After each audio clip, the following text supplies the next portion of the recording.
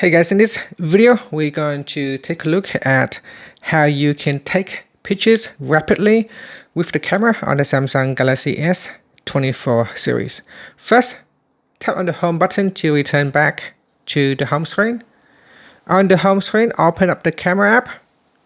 Then tap on the settings icon at the top here.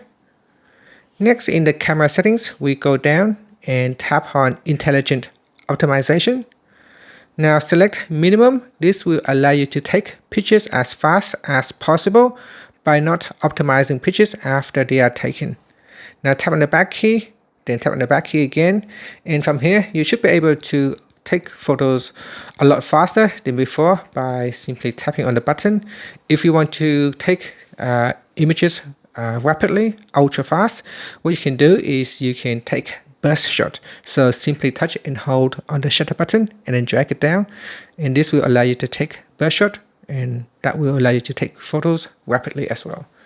And that's it. Thank you for watching this video. Please like and subscribe to my channel for more videos.